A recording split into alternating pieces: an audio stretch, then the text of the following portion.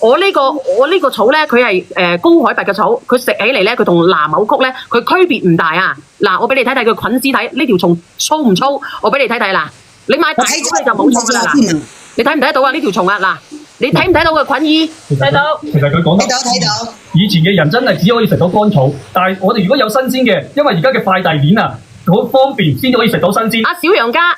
我哋嘅蟲草佢比舊年嘅更加好，因為呢一條嗰個山脈好靚，你可以睇下我大蠔嘅視頻。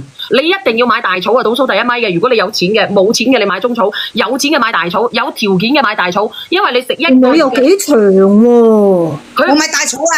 你買大草咪你可以買一份翻去試下先嘅。一份幾多錢啊？你要買可以買50條嘅2920蚊啊！領咗券之後，領咗券為咗50幾蚊一條。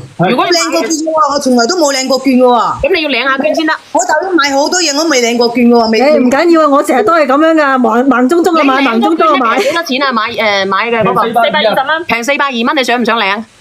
冇所謂啊！想領嘅關注呢個姐姐。關注邊個姐姐啊？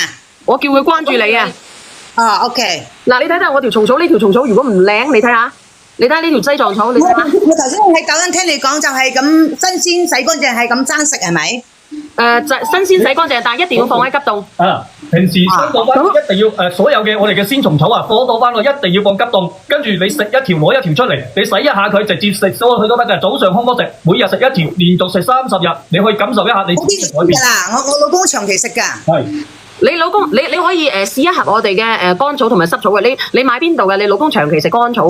不過我之前喺香港買嘅，我香港買都1萬蚊一兩喎，跟住第一次買嗰啲咧1萬蚊兩，跟住又8000，跟住又平啲7000。我同你講下，因為咧草咧喺西藏係龍蛇混雜嘅，大條嘅草咧佢可能係高山草。咁如果細條嘅草咧，佢有可能係亞香棒草同埋低海拔嘅草。低海拔嘅草咧，我哋食一條咧，我哋一條嘅乾草啊，我哋高海拔嘅乾草咧，就等於食2、3條嘅低海拔嘅乾草。所以你一定要買得好先好嘅。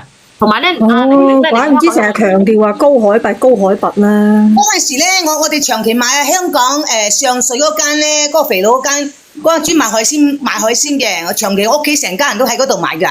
係啊，我家姐定係一買10幾萬係咁買啊！嗱，你可以試下我哋呢一個，你試幾先？呢個唔多嘅，你食到翻去都有益啊！咁我係用我自己人格50幾萬嘅粉絲同你哋擔保。嗱，你睇唔睇到我條蟲草啊？你哋睇唔睇到先？我同你傾過偈，我成日都上嘅，成日睇你抖音嘅。嗱，你睇唔睇得到啊條草？